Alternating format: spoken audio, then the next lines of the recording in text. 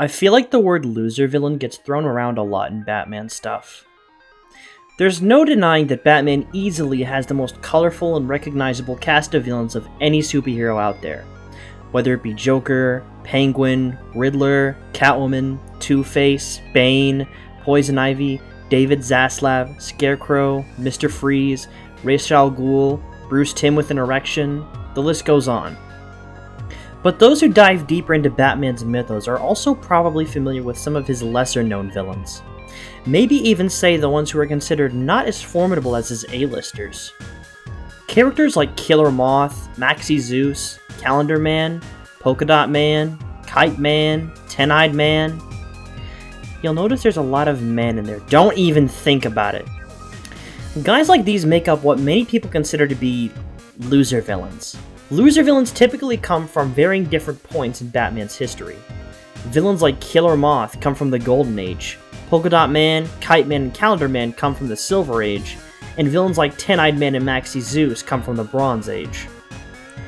You might have noticed I left one key character out of the picture, a character considered by many to be the lowest of the low when it comes to Batman's loser villains, Condiment King.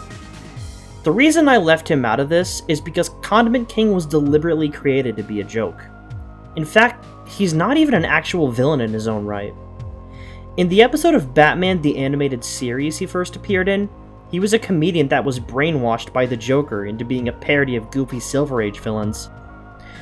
So the difference with his prior appearances and the prior appearances of other villains is that Condiment King was played as a joke, and these guys were played straight.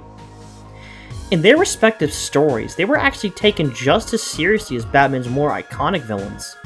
In one of Maxi Zeus' first stories, Batman went as far as to say that Maxi Zeus was one of Batman's most dangerous villains, as dangerous as Joker and Ra's al Ghul. Which, let's not go that far, but that should tell you a little about how Maxi was treated in that era. Which really makes you wonder, what really constitutes as a loser villain? After Batman made the transition from goofy, campy Silver Age nonsense to dark, gritty, and yet still fantastical stories, you might say that there was a big stigma towards anything prior to the Bronze Age, especially after the 60s TV show got cancelled, which resulted in many of the villains who appeared in said TV show, including the Joker, being pretty much missing from comics for around 4 to 5 years. When it comes to classification as a loser villain, it tends to boil down to two things: how silly their gimmick is, or how stupid they look. In Killer Moth's case, his gimmick as an anti-Batman, which I've talked about before, was actually pretty cool on paper. He was a criminal who protected criminals much like Batman protected citizens of Gotham, with many moth-themed gadgets and vehicles that mirror Batman's arsenal. But the problem arose with his costume. We can all agree, especially during the Golden Age, that Killer Moth looked absolutely ridiculous. He never really got much of a visual update through much of his history. At least he didn't get any that really stuck until Batgirl Year 1. So because of his outlandish costume, Killer Moth was treated as nothing more than a joke by the time Post-Crisis came around. Then we have Maxi Zeus. Maxi didn't necessarily look silly? I don't know, I guess it just kinda depends on who you are. But his gimmick was that, much like Jervis Tetch LARPing as the Mad Hatter, Maxi was basically LARPing as Zeus, god of all gods in Greek mythology. Believing himself to be a Zeus reincarnation, Maxi Zeus was a history professor who eventually turned to a life of crime and eventually became a crime lord after the death of his wife. He also had a daughter that he deeply cared for, named Medea. What if Maxi had a son as a result of Zeus having a ton of affairs with women, and that son eventually grew up and decided he was going to kill Zeus and everyone close to him, and his name was Kratos? Since Maxi didn't really have any special ability outside of being a crime lord who thinks he's Zeus, he's at times considered to be nothing more than a bit of a loser. Which sucks, because, at least in the Bronze Age, I actually really like Maxi Zeus. It's hard to explain exactly, but he had this aura about him that I really liked. Even when Batman takes him down in Detective Comics 484, he takes it gracefully because, in his pride, he's still completely convinced that he's that guy. It's kind of 50-50 on whether or not a writer wants to take Maxi Zeus as a joke or write him as a more serious threat. Though I think there's so much potential with a character like him, and I'd love to see a writer flesh him out more without watering him down. Then, of course, we have someone like Calendar Man, who fits both categories. Calendar Man's gimmick is, as you know, committing crimes based off of holidays and dates on the calendar. So not only did he have a bit of a silly gimmick, but he also looked stupid. I mean, look at this thing. He does not have that on. But the funny part is that before the costume he got in Batman 384, he never actually had a consistent costume. Before then, he changed his costume frequently based on the day of the week it was, or what the season was. So for his actual costume to finally come around and for it to be a bit stupid, really didn't help his case. As such, Calendar Man is seen by some as another one of Batman's lesser threats. Stories like The Long Halloween would eventually give him an exciting reimagining as some guy with tattoos on his head who sits in an asylum all day like Hannibal Lecter. I've talked about this before too, much to the detriment of some people's ears, but I think that choosing to strip Calendar Man of any color and turning him into a guy in a prison uniform with tattoos on his head is kind of a boring reimagining of him. Although that's not to say he should go around wearing this thing again. If you ask me, I think that the best middle ground for a Calendar Man design would be the portrait in his character bio in Arkham Asylum.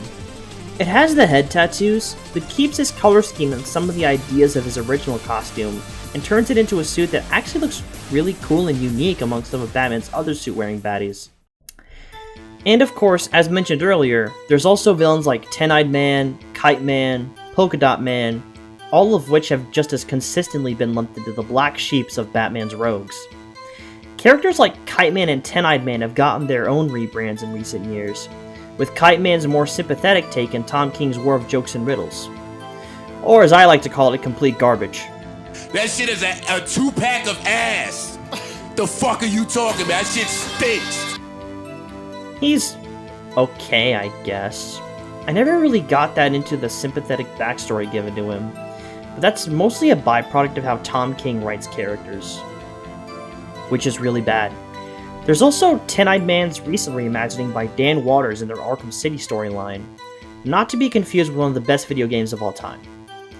I actually really like the more creepy, mystical take on Ten-Eyed Man, and it's a case of a modern reinvention that I actually do enjoy.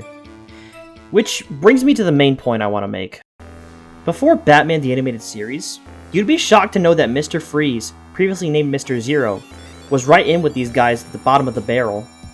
But after Paul Dini and Bruce Timm completely reimagined him for the animated series, and turned him into a sympathetic and compelling character, he became one of Batman's most iconic villains. And they didn't do this by making him some edgy, darker, new take that only made him lame in the exact opposite way.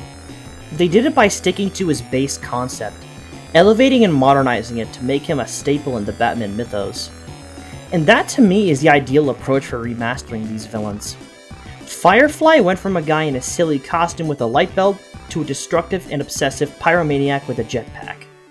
Mr. Freeze went from a green and pink guy with a bubble on his head to a walking retro sci-fi refrigerator with a tragic backstory, and so on. Even Riddler for a time was considered by some people to be a lame joke villain, but all they needed to do was give him some drip and he was good to go. Imagine if they remade Killer Moth as some more of a Saul Goodman type figure, protecting criminals by day as a lawyer Cameron Von Clear, while protecting them and destroying evidence against them by night as Killer Moth. Kind of like an evil Daredevil. Heck, it'd probably explain why so many villains get sent to Arkham instead of Blackgate, where they're likely to get the chair. And imagine if they brought back Maxi Zeus, and expanded upon the story with his daughter, and maybe even expanding on his empire with a whole crime family based on the gods of Olympus. Also, imagine if Polka Dot Man... I don't know, you could just make him the version we saw in Suicide Squad. He was pretty cool. There's a lot you can do if someone really cared enough. And yes, this is me saying that DC should hire me, Specter, to come in and write their stories for them.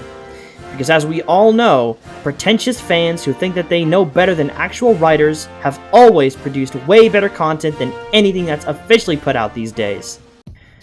But in any case, what I'm saying is that many of the villains that are deemed losers don't necessarily have to be.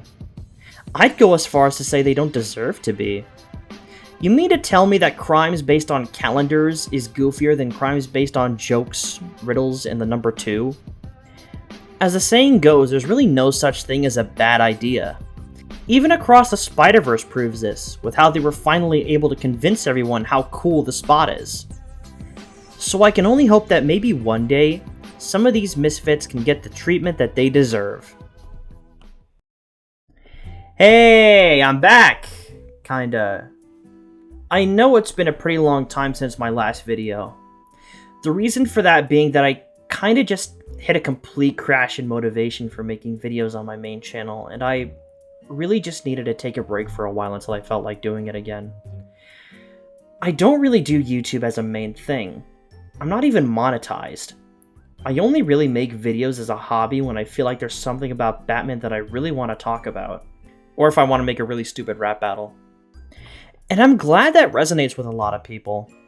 This video was a lot of fun to make, and it was something that I've wanted to talk about for quite a while. I know there's plenty of villains I didn't bring up, like Eraser or Crazy Quilt and all them, but I chose the villains I did in order to make the point I wanted to make. Hopefully I can cover those guys in something in the future though. So, I can't say for sure when the next one's coming. Hopefully you'll get another video from me by next month, and I can go back on my monthly release schedule. But who's to say? In any case, I'm Specter, and I'll see you soon. Same Specter time, same Specter channel.